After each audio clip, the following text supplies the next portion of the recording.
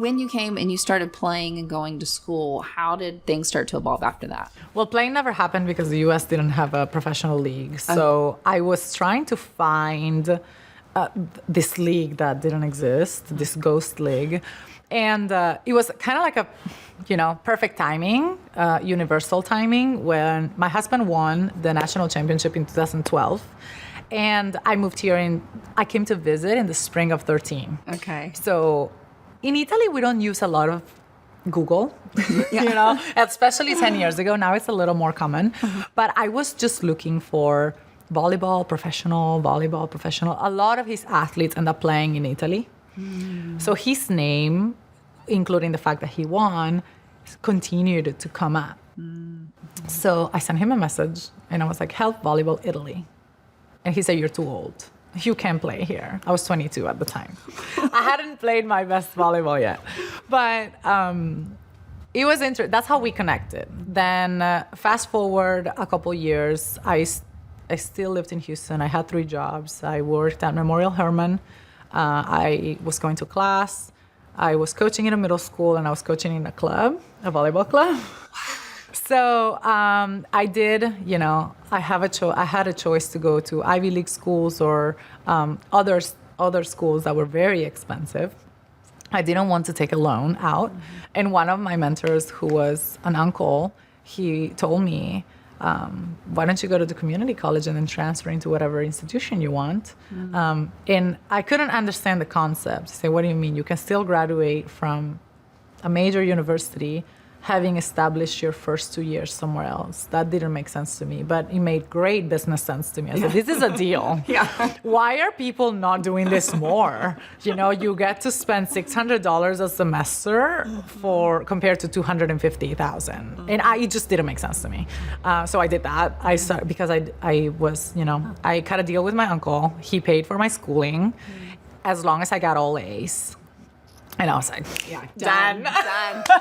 So I did that. And in the meantime, Jerritt and I kept talking. And, he, one spring, South by Southwest was going on. He asked me, do you like music? And I said, oh, of course I love music.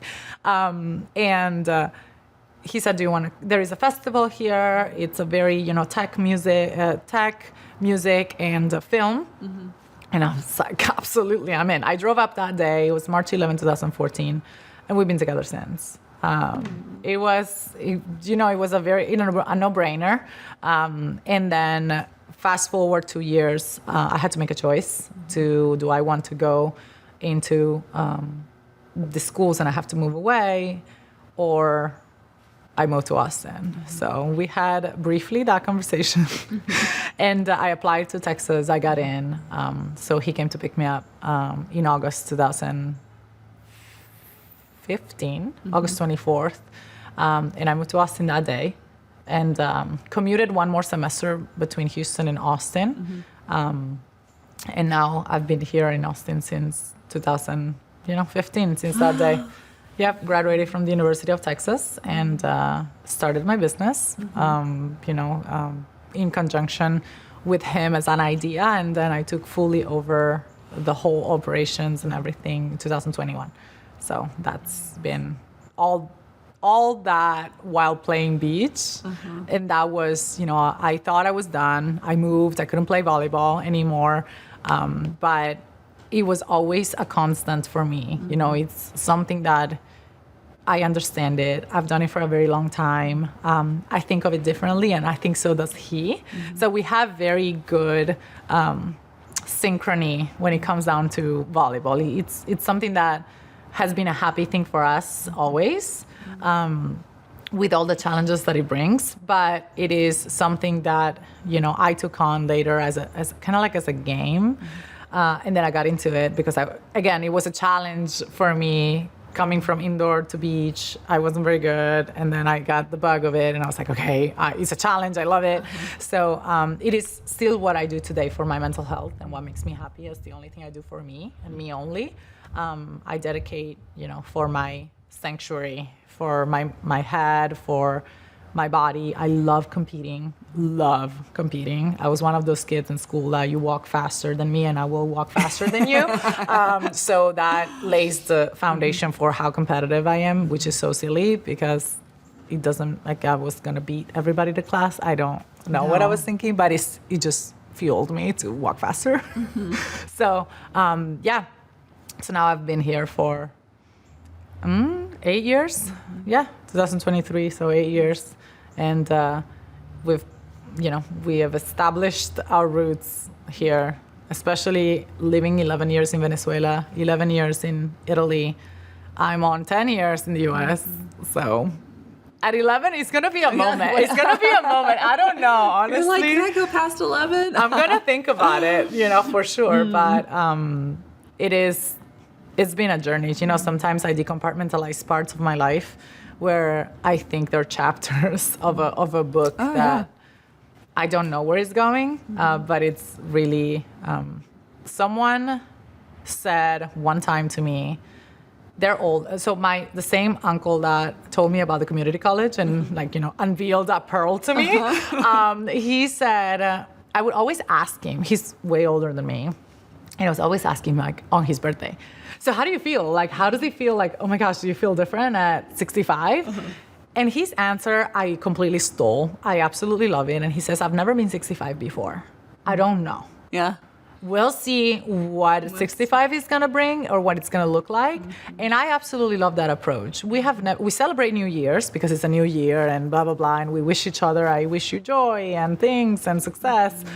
But our birthday, as we get older, we kind of lose the joy into having a new birthday. And I think I want to take that for as long as I can and say, oh, this is a new year. I'm turning 32 next year, and I've never been 32 before. Yeah, I don't know what's the like.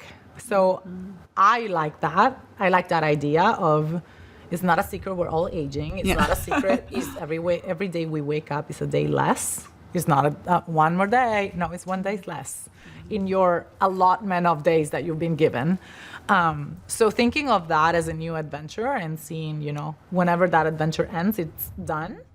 But it was an adventure your entire life, and you never knew. So I think that has a lot of joy and perspective into how we live our lives today. Absolutely. Absolutely.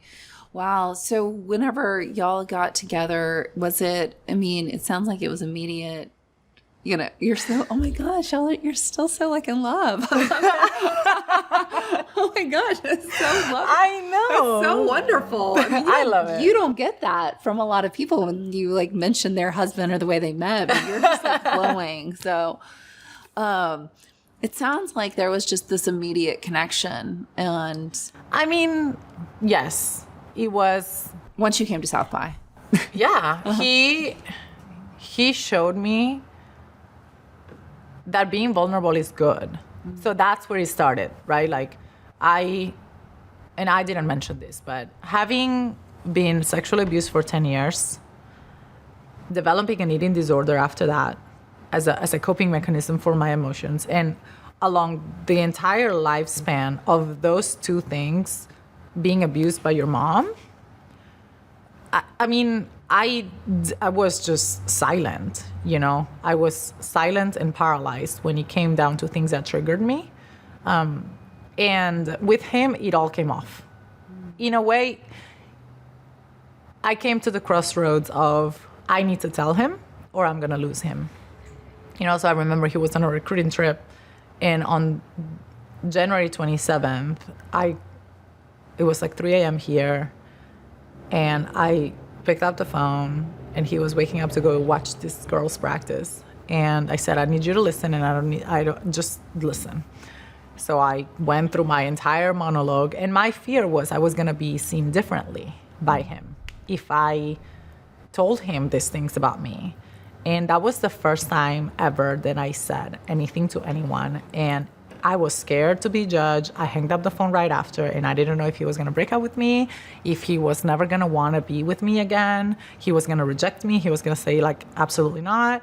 I don't know what I was expecting, but I was terrified because I had started my healing journey, and my behavior wasn't adding up to, what I was feeling for him. And I thought it was disrespectful not to be completely honest when it came down to, this is why I get upset about X, Y, and Z. And this is why I go silent for 2 days. And this is why I am sitting curled up in a closet and you can't find me. Like, these are explanations to my behavior.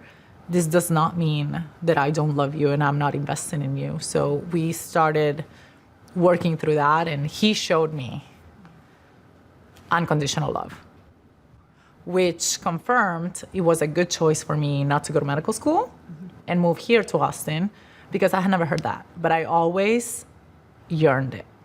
So some would say I gambled it. I was like, okay, here we go. Don't go to neurosurgery, but then choose love. I knew that with my drive, I would do anything.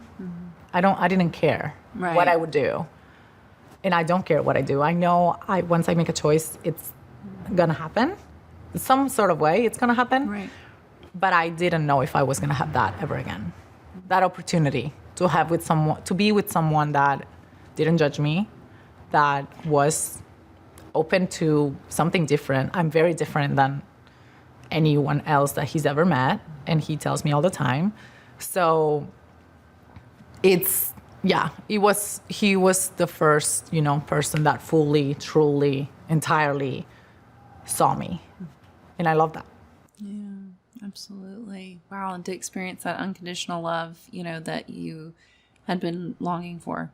Yeah. I mean, don't get me wrong. We've had our moments, but we all do. We all do. And we've been really good at reminding each other, we choose each other. And he's actually, like last week, he sent me a picture, like you share Instagram posts with or TikToks with somebody, and he sends me a quote of like two old people, like hugging each other, and he's like, a marriage is just two imperfect people reminding that they chose each other every day. And that's, we have to, we don't judge, like judgment is not a thing.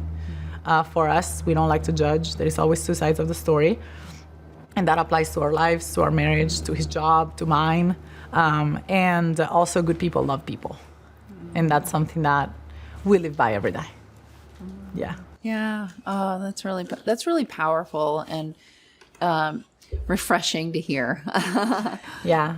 On so many levels. I just think it really is, because there are people out there that will honor you and what you've been through. Thank you. Yeah, absolutely. What are some of the things that you feel like, I'm going to take this home, taking home two things with me. One, like who you want to be. I love that. Writing that down. Because even, like 46, I always want to keep creating like who I am and who I want to be. And I just think that's really powerful. And that's something too, I hope our audience can take away. And then not the harmony, not balance. So I've got those two. What are some other things you can share with us that you feel like have been able to help you overcome? I want to just acknowledge that you said, like you were sexually abused for 10 years and then had an eating disorder to cope with that. What are things that you brought into your life to help you get through those times or learn from them? So there were a couple. I like label them and categorize them. That's how I think. So getting over the sexual abuse part, I was lucky. I never felt, I never had other problems relating with my sexuality with other men. Like I never had, those types of repercussions. And the way I truly, fully overcame that was by calling my offender. He was a part of my family, and I remember I was in Hawaii and I called him, and I said, all the things that you did to me are this. They made me feel this way. I just told him, like, don't consider me part of your family. I remove you from. I literally just went on a monologue, and that was cathartic for me. I needed that to let that go. Then for my eating disorder was a full battle. I didn't seek clinical advice, but I was pissed. I remember the turning point when I was done with it. It was I recognized that I was in a cycle in which I kept trying to prove myself that I wasn't worthy. So I was engaging in behaviors that were a punishment to myself. Right. See, you're not worthy, so you're doing these things. So for me, it was once again that constant of I was angry. I took it as a competition. I said, my head is stronger than anything that I have in front of me. And I do it today. I'm doing 30 days no sugar in November. And my husband is shocked. He's like, you love sugar? I'm, yeah, but my head is stronger. So I say I will not engage in sugar eating, and I will not. So I take it as a discipline, and that's how I overcame my eating disorder. You know, there were a couple of episodes of deaths in our family that triggered it, and it brought it back. But I was bulimic. So I would, engage in this behavior. But one day I remember right after, I was like literally on the toilet, and I looked at myself in the mirror and I was like, you're done. This is it. And I told that to myself, and those words were it. I told myself, you're done, and you do whatever you need to do to fight this, to fight the urge, to fight the withdrawal, to fight whatever you want to fight. You're done. Yeah. And I gave myself the ultimatum. As a kid and as an only child, I would just always talk to the mirror. Mm-hmm. When I was learning a new language, I was always talking in front of the mirror because I wanted to mimic the people of the place so I wouldn't stand out. Mm-hmm. And I did the same, when I have big moments in my life, I always talk to the mirror. It's kind of silly, but no, I do it. I think that it's actually quite normal, and a lot of people don't say that. I do fully own that conversation out loud. And people who practice like their speech, and you have to see how you're going to come across sometimes, right? Mm-hmm. Yeah. Yeah. So that was for my eating disorder, a good thing. I went therapy, and being a very introspective person, talk therapy wasn't, the best. There were a lot of things that I already knew and I already had talked through. Sure. But it is for me today trying to be okay with stillness. It is something that I work through all the time, knowing that serenity is happiness. I had this idea because of experiencing very high emotions on one side or very low emotions on another. You're always used to these extreme feelings. I am extremely sad. I am extremely happy. I'm overflown with pain, or I'm just bursting joy. Mm. And sometimes there is a numbness when, the harmony in your life is just vibing. It's okay. Like I look and I'm like, there is just, what do I want to pick to be upset about now? Yeah. So it's a lot of that, that stillness, the calm serenity of observing your life and being okay with it. That's what I try to implement today. It's very challenging because I'm a person that likes strong emotions, competing, and I'm very determined to achieve certain things, and I love dancing until I'm so tired that I just want to just pass out for 2 days. I like exhaustion, so it is my challenge to find happiness in being still and serene. That is, I think, the true essence of joy. It is not when you're laughing or when you're having a good time, or is in the moments where you're with yourself. I've come to discover that I like my own company now. There is a lot of enjoyment in just wanting to be with myself in silence, where that's a scary place for a lot of people. Right? So I do still meditation. Like I try to detach anything and almost like slow time down. And I'm just trying to be there. Just be there. That's my challenge. I want to just be. Yeah. That's really beautiful. It really is. And I can see where I hope a lot of people can get some understanding around being able to just be with yourself and learn that solitude also helps with that battle of loneliness, because we can experience loneliness anywhere. And it's the hardest thing I've ever had to learn. It is funny you say that. I was thinking, I'm in a lot of arenas, right? I attend a lot of sporting events and concerts and things like that. And I was thinking last Wednesday that it is incredible how you can feel so lonely in a place full of people. You know, I was just sitting there and going back to like my thinking and my questioning. I sit there and I'm looking around and I don't have a friend. I don't have anyone. I'm just sitting there and it's just me watching this.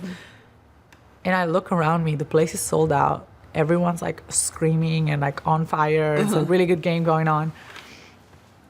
And it just hits me. It's like, oh my gosh, like no one knows what I go through unless I'm vulnerable enough to tell them. And also, wow, you can feel so lonely in a place full of people. Yeah. And that's why when you're talking about sitting in silence and being able to really sit in that solitude, when you're in those environments, if you can bring that moment, that's whenever, you're okay with yourself and that solitude and that moment of even loneliness when you're in a crowd of people. And it's natural. I think a lot of people don't talk about it, but, that's what I had to start connecting, because I was at a moment in my life where I was lonely all the time. It was just, life felt so miserable because I felt like I was so alone.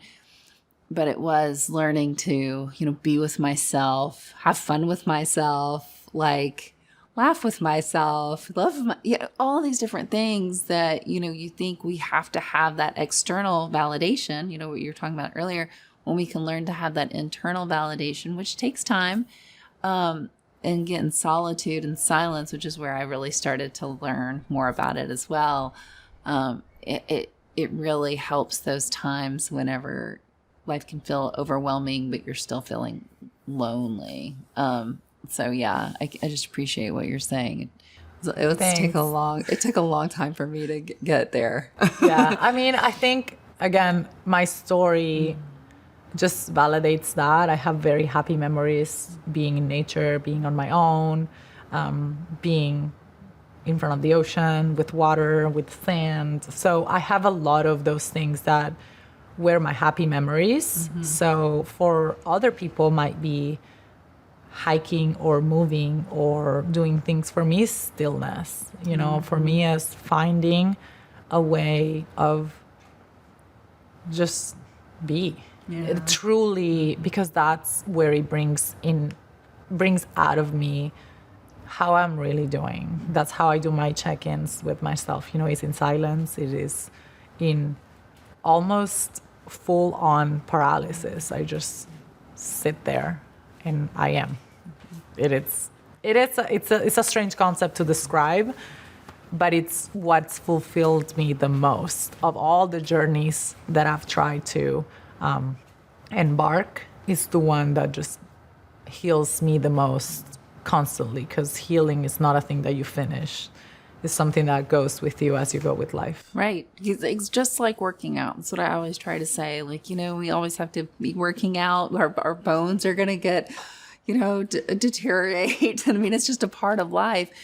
But we can, when we set up preventative measures and make sure they're always working out our bodies, even if it's just a little bit every day, if we're doing the same thing with our mind, we can really put in place preventative measures to have a more fulfilling life and not stop the aging process, but just help us, be able to still move and function and have good cognitive skills as we get to, what did your friend say, when we turn a new age? Like, I've never been this age. As we get to the ages we've never been. Yeah. So a lot of that, makes me think of when you say, our brain, you make it work or you make it present. And I think a lot of people discover so many things about themselves when they engage in a behavior like that.